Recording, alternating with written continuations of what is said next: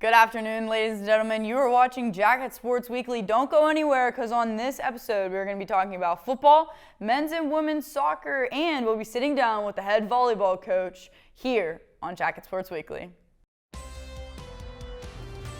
Welcome to JSW, WCTV's home for Waynesburg sports. Watch our analysts discuss fall, winter, and spring sports and cover topics such as athletes of the week, phenomenal plays, and intense games on a weekly basis. Tune in every Tuesday to hear what's going on with your favorite sports at Waynesburg University here on Jacket Sports Weekly. Where else would you want to be on? Where else would you Nowhere. rather be? Welcome back into Jacket Sports Weekly, and we're going to sit down here and rather than talk about the main sports that are going on, we're going to talk about all the other fall sports. Myself, Meg Berry, and Ethan Spazarski. We're going to give you a quick rundown of everything fall sports before we head into the individualized segments. So, Ethan, how are you doing today? Doing well? Pretty solid, eventful day, Good. working a lot, but no complaints. Good. Nowhere else I'd Good. rather be. Hey, it's a Monday. Where else would you rather be? I'm very Shout out to very Pals. happy that you're here. But so men's golf, they're really taking off in great aspects. So I just touch upon that a little bit. Let's talk about the freshman. Alan Tiroli, Yeah. I mean, he is Yeah. the real deal. He put him on he's definitely been kind of that lead guy for these guys. But overall, it hasn't been a terrible season at all. Out in their last outing, the men's golf team won the Golden Eagle Invitational. It was out in Kent State, specifically at the Oak Shadows Golf Club. Alan Tiroli, who not only led the way, 73 total strokes for him. He went 3 under on the back 9. He won the Waynesburg University Men's Athlete of the Week with this contest, as well as his teammates. Matthew Carpill, 76 strokes. He placed second, which was his 4th top 10 finish this year. Then you had Chris Barish making his Waynesburg University men's golf debut. He had 84 strokes on the day. Then for Caesar Will Lappin, he had 87 strokes, and then Tyler Robinson with 108.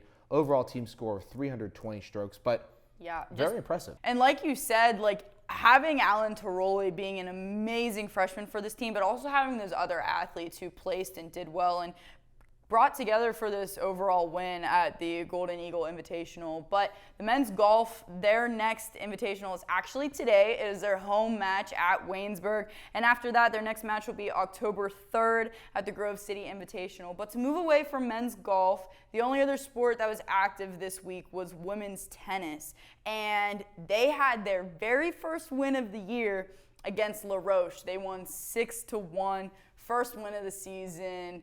Just touch upon that a little bit, Ethan. I mean, that's a huge, huge chip on their shoulder to come out with a win on top. Yeah, it came off a loss from Allegheny. This one to come in, they beat La Roche. First win of the season, 1-4 on the year. Julia Corey, the female athlete of the week for Waynesburg, she kind of led the charge there. Her and Claire Lace, won their doubles match 6-3. And then all 6 singles matches that occurred for Waynesburg, all the women won theirs as well. I mean, clean sweep across the board. Domination is a fair adjective in this case. I mean, Aubrey Burns and Allie Bailey as well were able to win their doubles off a forfeit, and Allie as well in her singles won off a forfeit as well. So take advantage. If they're not there, hey, that's a free one right there. If you're winning, you're winning. No complaining. Hey, if you ain't first, what you're it last. is. That's exactly how it is. But, I mean, for their next match against Carlo on the 24th, you just got to piggyback off that. There we go. Mm-hmm. Piggyback off it. Keep using it. Use this as a confidence boost Yeah. because you can see these women can't compete. And it's still early on, 1-4. Season's not over yet. Keep rolling. Piggyback off the confidence. I loved it. Yeah, I completely agree. Keep that confidence moving, keep it rolling, and just carry that win. And that was, like you said, a domination of a win. Yeah. So Yeah. just carry that and keep moving forward. And like you said, they will be at Carlo for their next match at 6 p.m. that will be, and then after that, PAC play starts back up again with them on Thursday. They will be traveling to Westminster College. And to round things off, men's and women's cross country will travel to Lock Haven University for the Lock Haven Invitational this Saturday. And women's golf is currently having a match right now at the Latrobe Country Club for the St. Vincent Invitational. And their next match will be Thursday at Grove City for their invitational up there. And that will be PAC play for them before the PAC play tournament is during fall break. So still about a month until that tournament arises for the men's and women's golf team. But that's all we have for the opening segment here. But stay tuned as we're going to head into football with Brett Gambita. You're so close.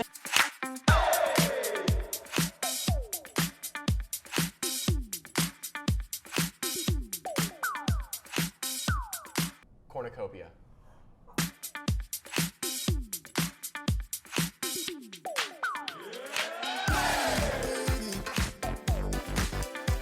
Trying instead of train.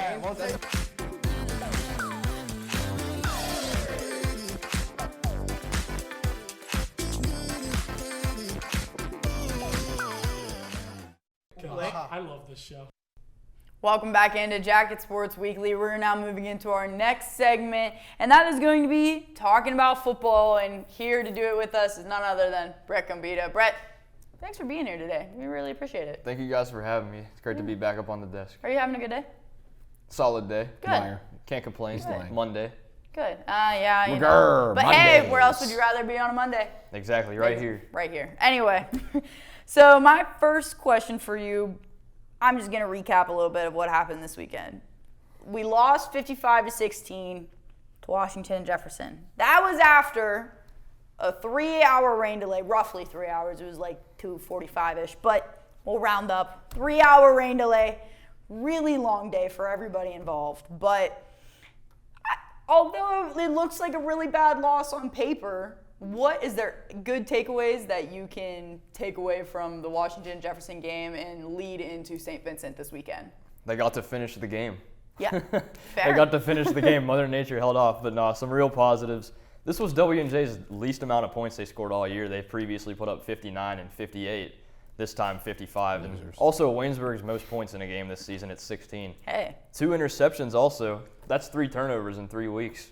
And those are also Jacob Hugh's first 2 turnovers of the season, the W&J quarterback. So those things right there, I mean, and also we're limiting the penalties, only 5 in this game, averaging less than 6 penalties per game compared to last year. We averaged over 11 throughout the season. So Wins. Exactly. But we still need to clean up the penalty act, though, Waynesburg does, because the few penalties killed starting field position drives. We had drives start at the 11-yard line and the 13-yard line because of holding on kickoffs. So if they can just limit those, clean that up. It's been a pretty clean act, though, overall so far. So what's been your overall takeaway 3 weeks into the year? What have you seen? Maybe there's some constants that have been happening for the first 3 weeks. Maybe some things that have changed from the start to the end here. What's that overall takeaway look like? Waynesburg's played 3 really good football teams, I think. So we have St. Vincent this week. They're not as good as the 3 teams we've already played. If we can just limit the amount of turnovers and start creating drives, first downs, Waynesburg should be all right. But 3 really good football teams. Case Western received national attention, so did W&J. Westminster, Waynesburg really fought in against them and held their own and possibly had a chance to even win the game. But we're hanging on into games, not letting games slip away. That's what I need to see from Waynesburg moving forward here. Yeah, definitely. I agree with that, Brett. It's the wins, the little wins. And everything that you mentioned about how we're not as penalized, that's the big one that sticks out to me. Last year, we were number 1 in the nation. Number 1 in the nation of all of college football for penalties. That's not something you want your name on. But to move into what to expect for this week. So this week, we will head up against St. Vincent at St. Vincent. And last year, we were able to beat them 24-0 at home. It was for Alumni Day. But how can we continue to do the same thing this season? Especially because not only are we coming off a tough loss to Washington and Jefferson, but St. Vincent is coming off of a really big loss to Grove City. So what is the number one way that we can go into this game and finally gather together a win? Yeah, so that Waynesburg-St. Vincent game last year, that was in the pouring rain. It ended up 24-0 in favor of Waynesburg. And we really established the run game as a team, Waynesburg did. Flack had 125 on the ground. Colley had 86, 204 in total. And Barber also had 2 passing TDs. The run opened up the pass. So if we can just establish a run game, Waynesburg, that should open up the pass as well and could possibly see Waynesburg walking away with their first win of the season. So St. Vincent so far this year has scored a total of 54 points, but they have allowed 135 in that process, which, I mean, if you're curious, they have played Allegheny, Grove City, and Washington and Jefferson, with the only win being against Allegheny. So, Brett, my question to you is, how do you stop this running attack that St. Vincent has? Is they have Dante Sanders on that side of the ball, 144 total rushing yards so far for St. Vincent. What does that defense got to do, and how do you stop that running attack? Well, you can stack the box, get as many defenders in there as possible, and just try to limit the big gains. once you give up one big gain, it's about fighting back on the next play and not allowing another big gain. So just positive takeaways anywhere you can get them. Hold them to under 3 yards a carry. Just get pressure up front and come through. Yeah, and then my next question for you, Brett, is we did see quite a few different athletes, especially on the defensive side of the ball, kind of step up and make themselves known. So who are those athletes that you've seen made an impact this weekend, or even if they're not new athletes, if they're some of the athletes that have been consistent within the past 3 weeks, like who are the main athletes that could possibly make a difference moving into the rest of the season and can maybe get this season turning upside down? Raymond Davis made an excellent play on the ball. He read the quarterback's eyes, went up there, high pointed it, picked it off, ran it like 49 yards back. If he can get into a rhythm, I know interceptions are huge for corners. As a corner myself in my football career, anytime I got an interception, it absolutely boosted my confidence. So I'm sure it'll do the same for Raymond Davis. And then Quilique Wooten as well before the half, an interception.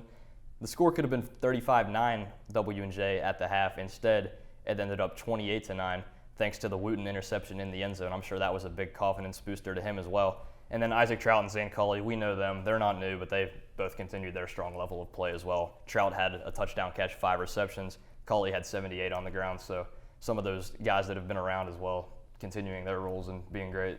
Kind of piggybacking off what Meg was just alluding to, mainly on the offensive side of the ball. We kind of saw the Sam Barber and Thomas Burke offense kind of pushing more down the field than we have in games past this year, and I mean kind of moving into last season as well. So offensively, what would you like to see? Because for Waynesburg, there is you don't have Justin Flack anymore, and that is a huge loss on the offensive side of the ball. But you're seeing more progression down the field. What would you like to see offensively too?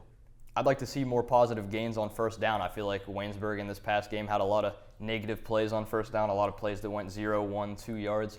Just try to get the ball 4 or 5 yards a carry on first down, and that could make it easier to convert on second and third down as well, which could ultimately lead to some touchdown scoring drives. So just get into a rhythm early and make sure your first play of the drive is all good. So then one final question for you, Brett, and I'm not trying to put you in a position where you're almost like Mike Tomlin here, but who's the starting QB? Obviously, we have seen Barber starting as the QB each week. He walks out there as the starter, starts the game, but is pulled at half or sometimes even before half. And Thomas Burke III comes in and finishes things off. So is it like a balance where some pieces of the offense work better with Burke and some pieces work better with Barber? Or is there still not a set quarterback here? Barber's done a solid job. I wouldn't say he's been spectacular, but he has done his job. He hasn't turned the ball over on the air at all. He does have 2 fumbles, but 0 interceptions so far through 3 weeks. If he can just start taking more shots downfield, I think he is the guy. But in the event that he gets injured or the game is a blowout, Tommy Burke's going to get in there, get himself some experience, and possibly make a case at the starting job. But so far, right now, I'd say Barber is the guy. Well, thank you, Brett, so much for coming and sitting down with us today. We really appreciated it. But that's all we have for football. When we come back, we'll be sitting down with head coach Hope Johnston of the women's volleyball team.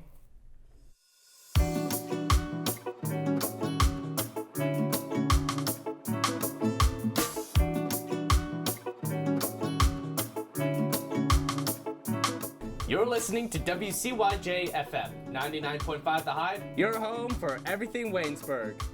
Our campus radio station gives students like you a chance to work in live studio environment without ever leaving Waynesburg. WCYJ FM has specialty shows, sports recaps, and updates, weather, and live coverage of your Yellow Jackets. Tune in at 99.5 The Hive or online at waynesburg.edu/listen.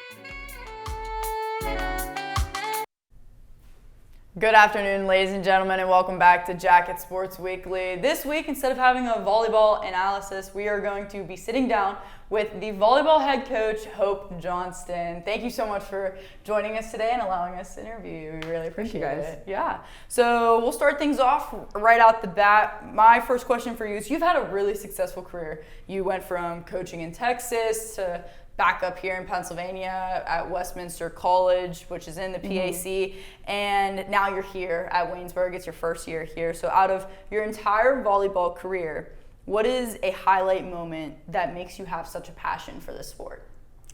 I started playing volleyball in my teenage years, and that's when I really fell in love with the sport. I realized that one day I wanted to coach. I didn't know it was going to be in the college capacity.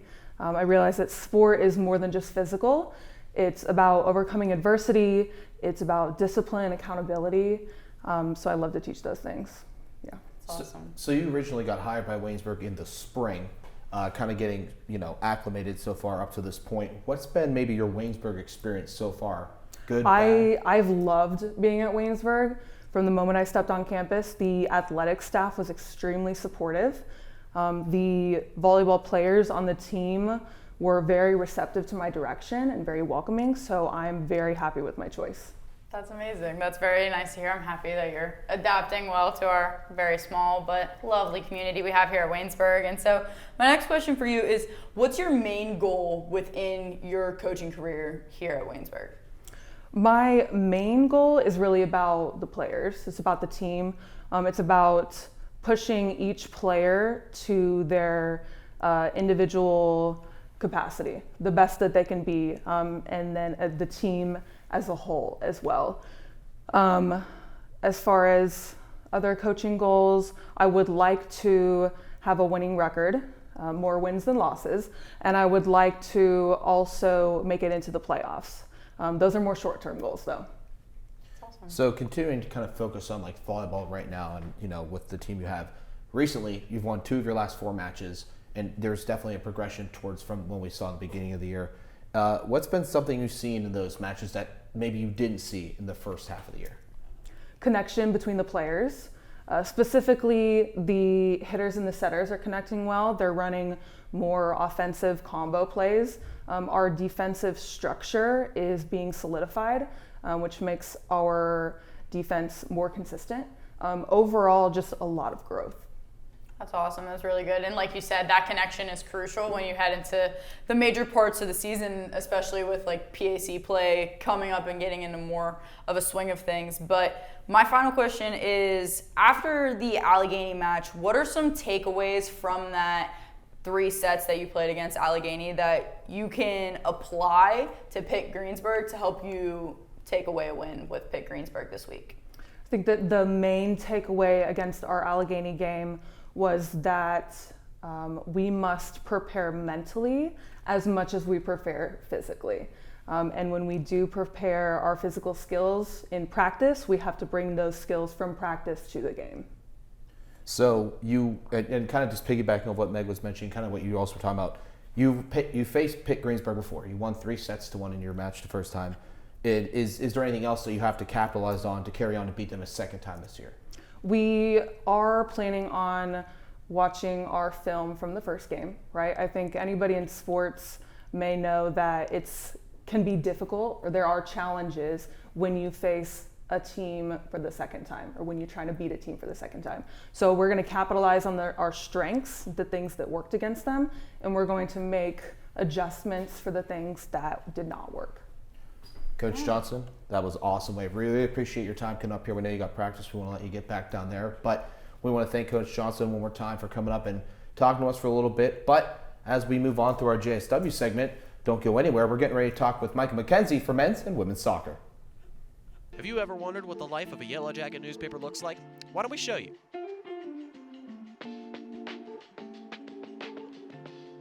Straight from the printing press to our editor's desk into the newsstands, you can pick up your own copy of the Yellow Jacket newspaper in Buell Hall, the Stover Campus Center, or any of our other newsstand locations on campus.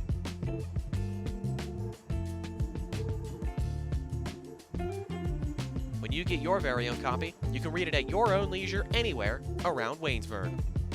You can kill time waiting for your next class to start by reading up on campus news and our op-ed pieces. You can even take your copy to the Beehive and catch up with friends as you read up on the latest regional stories. Looking for a peaceful place to read now? Head on over to the Everly Library. Sit back, relax, and catch up on the latest in Waynesburg sports. Oh, and if you didn't know, we are also digital at theyellowjacket.org.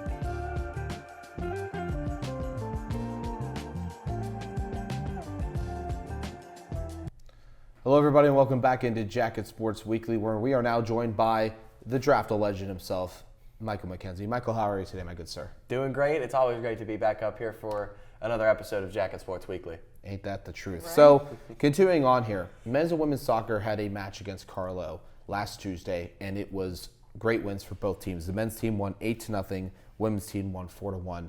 Just take us through for a little bit of a recap what happened there. Just pretty much pure domination by both teams, starting with the women, 4-0 win, I should say, over Carlo, outshooting Carlo 30-7 in totality, 16-5 in shots on goal. That's something we've really seen from the women's team. They're outshooting opponents. They're getting more opportunities than the opposition. Last week I was talking about being able to capitalize on those. We'll get into that a little bit more when we talk about the Mount Aloysius game in a little bit, but they obviously did that against Carlo, as did the men, outshooting Carlo 35-5. The men did 18-2 in shots on goal. They won their game 8-0. 7 different players scored against Carlo for the men's team.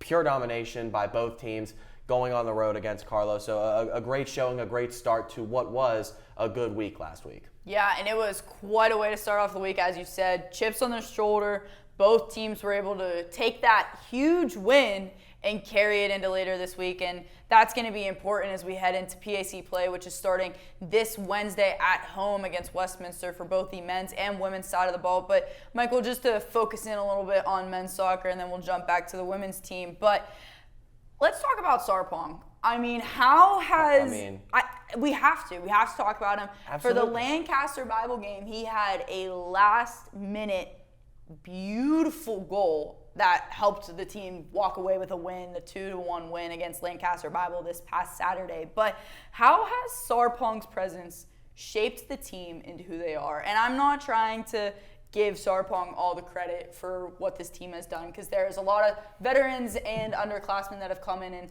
made dramatic differences on this team. But do you think this freshman will help them get a deeper run? And how has his presence really affected the team as a whole? I mean, you get an elite goal scorer like Sarpong Kwabia is, you're going to be better off as a team, especially as a team.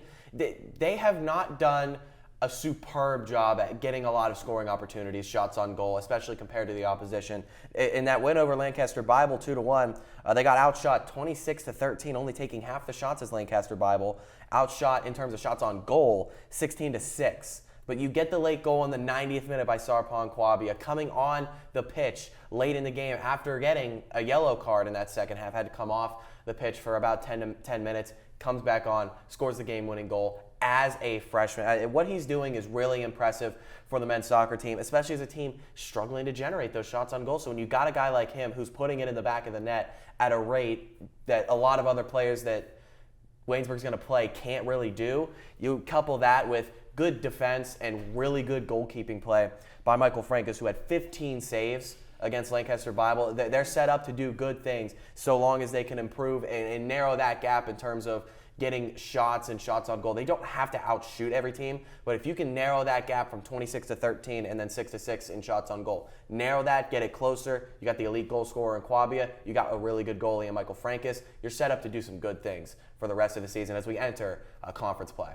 So, alluding to what both of you have already pre-mentioned here, PAC play is coming around as the men's and women's team will be facing off against Westminster here on the 25th this Wednesday. And they're both also coming off of a 2-game win streak. So maybe if you could continue out, maybe some other people that you like to see step up in a certain formation or at a different time, or how that should affect these other PAC games, because there are men's team is dealing with some injuries as well.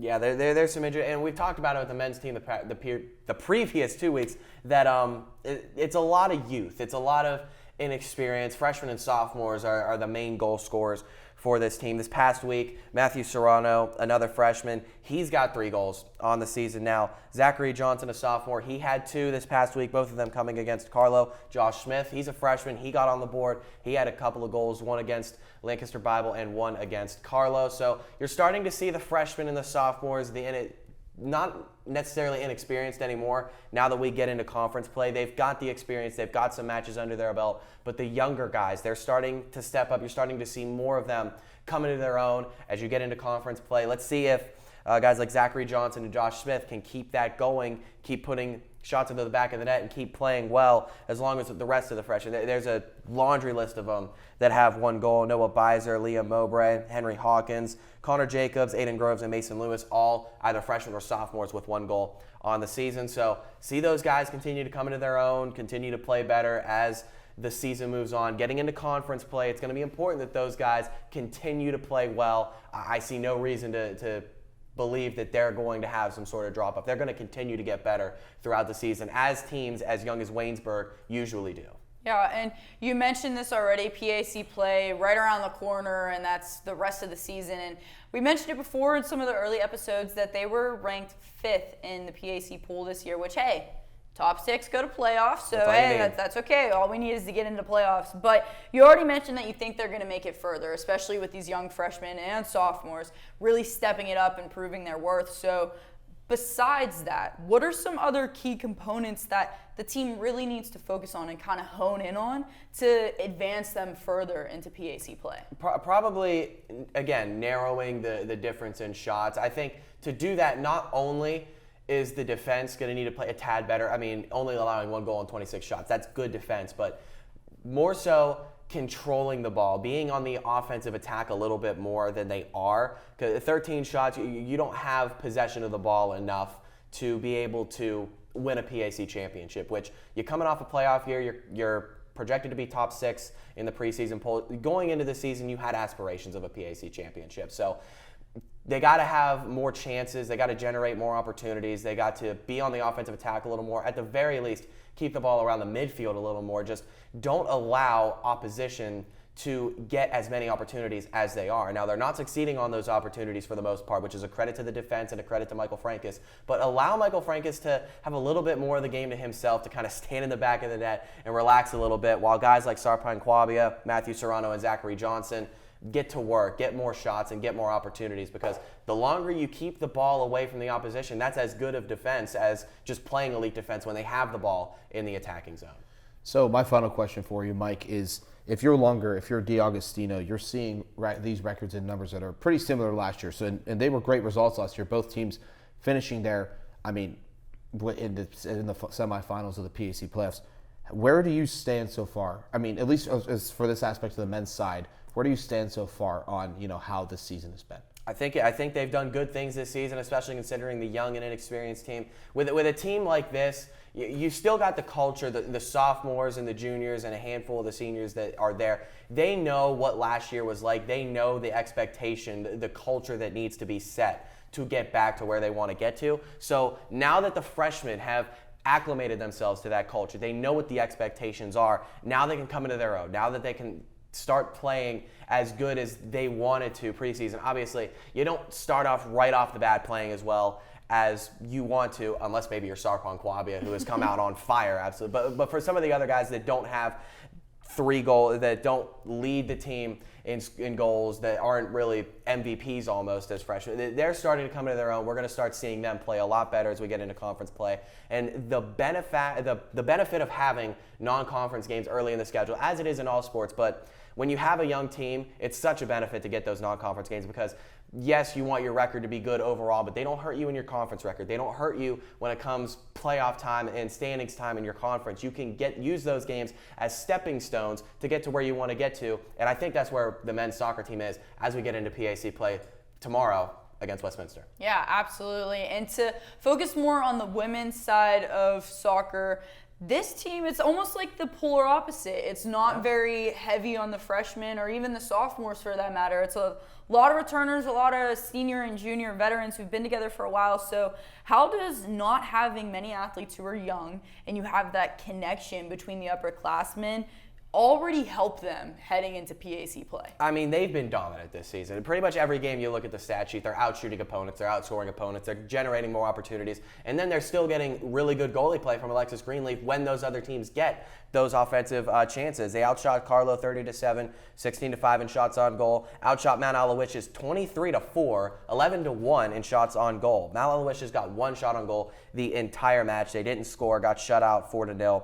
They continue to create a lot of scoring opportunities for themselves. Last week, I wanted to see them capitalize a little more on those opportunities. 2 4-0 wins, that's exactly what they did. It's outscoring opponents 8-0 over the past week. They capitalized on those opportunities. Haley Gilchrist and Amanda Pepe with 3 goals apiece. Waverly Lauren and Jules Moorbacher both have 2. Moorbacher getting her first 2 goals of the season this past week in the pair of wins. You're starting to see what an experienced team is going to do early in the season, especially coming off of a season where they made it to the PAC semifinals.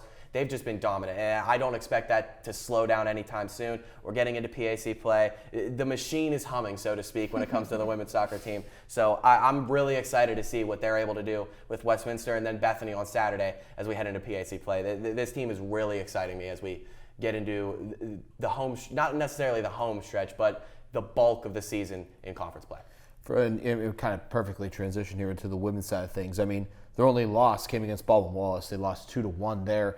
And, I mean, they had a tie with Pitt Greensburg, but everything else looks great. They're winning these close matches, these games, and they're competing. So my point to you, what else maybe, is there something else specifically you want to see in that second half of the year as we do start playing some other PAC teams as well? I want to see more matches. But there's nothing I can really nitpick with this team to say that they need to really hone in and work on it. This is a team that I think can win a PAC championship right now. So I want to see more. I want to see more matches. I want to see if they can continue to do the things that they have been doing, especially the past week, creating a lot of offensive opportunities, much more so than the opponent, capitalizing on those opportunities. And even when you got to play defense and when the other team, they'll get their shots. Very seldom, if at all, are you going to allow 0 shots on goal to an opponent. So when those happen, I want to see if Alexis Greenleaf can continue to play elite goalie for Waynesburg. And if all those things remain true, I don't see why this team cannot win, at least make it to the PAC championship come playoff time. Well, Michael McKenzie, just like you've been satisfied, I'm as well satisfied with this soccer segment. Great stuff. Thank you very much. I want to thank Brett Gambita and head coach Hope Johnston as well for taking the time for us. I want to remind everybody that you'll be seeing this at Tuesday at 10 a.m. You can see every other episode here on the WCTV YouTube page at 10 a.m. as well if you're around to watch on our cable channel. For Tyler Aaron and Mia Hankins, I say thank you. So long. We'll see you guys next week.